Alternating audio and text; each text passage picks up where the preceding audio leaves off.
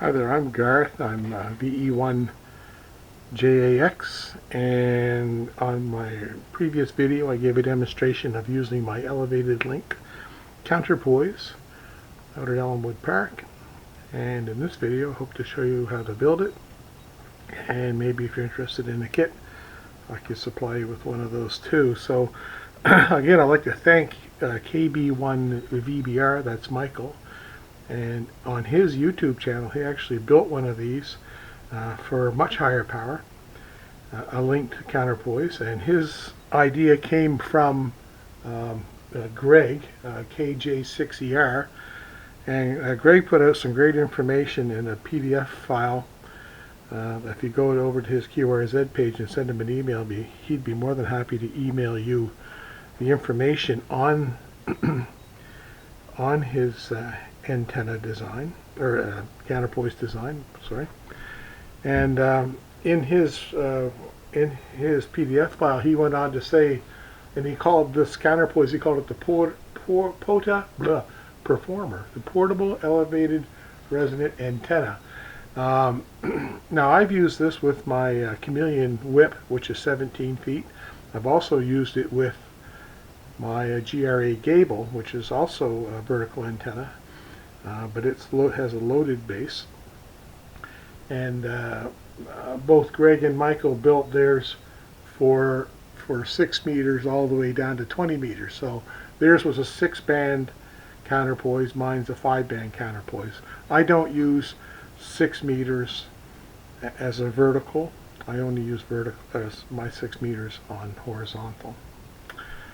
So Greg went on to say that by using 2 elevated tuned radials, or tuned counterpoises, 90 degrees apart, they provide some directionality within that 90 degree span of about 4 to 8 dB front to back. And for me, when I hear that, that was magic to my ears, because as a QRP operator, low power under 10 watts, 40 dB is massive. You know, as you other users who are low power users know, that we are more than happy to take every advantage we can get to get more energy out in the direction that we want to work. As it is now, a QRP is so much fun to use with so little power, and guys like me or myself, I'm using milliwatts of power sometimes, up to 5 watts, and it's just there's a lot of times I go out and play my radio and I don't make any contacts at all because the conditions are terrible or whatever, all kinds of reasons. Anyway, in my build today I'm going to show you how to make this little link counterpoise and talk a little bit about these switches. Now the switches, they are a low, because I use low power QRP, I'm using less than 10 watts of RF power. So the micro switches that I chose should handle the current without really any issue or much issue. At these low power levels, the risk of significant RF current overload or excessive heating are really minimal. The switch I chose is a pretty good quality, and besides, the requirements in using low power are a lot less stringent than compared to using high power, let's say over 20 watts or 50 watts. So I felt in this case a switch counterpoise using micro switches should work fine for my multi-band vertical antenna or antennas. So with my little kit, or my little build here today, there's enough material in this kit. There's enough baling wire here to make my little cross here, which I'll show you how to build using 2 banana jacks, a little bale of wire, and there's enough in that copper braided wire to build a little washer, because sometimes I find with these adapters that when you add that little bale of wire to that and you put your PL259 over the top of it, or your BNC adapter, whatever you're using, there's always going to be a little bit of play there. And you don't want that, because that makes static if the wind's blowing. So I just may give you enough wire to make a little washer. And they may already have some washers in your in your kit, or a nut to go on that fits that too. They're out there too. But I just find that just making a little washer out of copper is enough.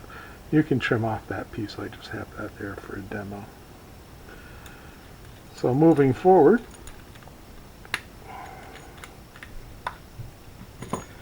the kit offers you enough for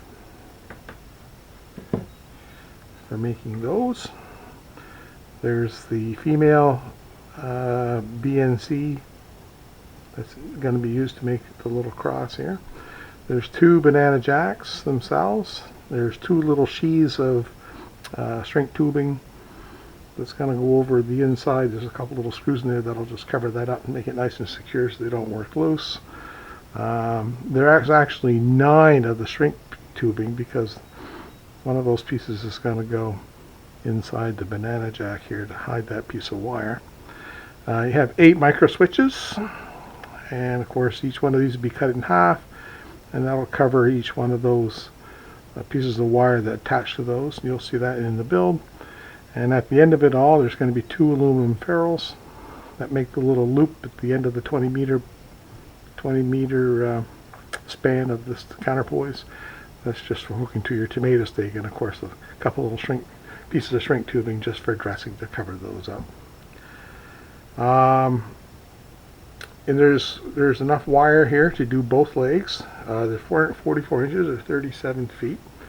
The measurements you're going to be using are going to be 198 inches, which is perfect for the middle of the 20 meter band. Now, if you're a real purist, you could go and make it a little shorter and get yourself into the CW portion, or you can make it a little longer and get your 20 meters up into the phone version. But 198, according to Greg Mirren, KJ6ER, is the sweet spot. It's right in the middle of the 20 meter band, and after trial and error I found that it is. The 198 inches for the total span of this counterpoise is absolutely perfect. I can trim my SWR down into totally acceptable levels, and you can see that in the previous video. So without further ado, I'm going to start the process of putting this together. So stand by.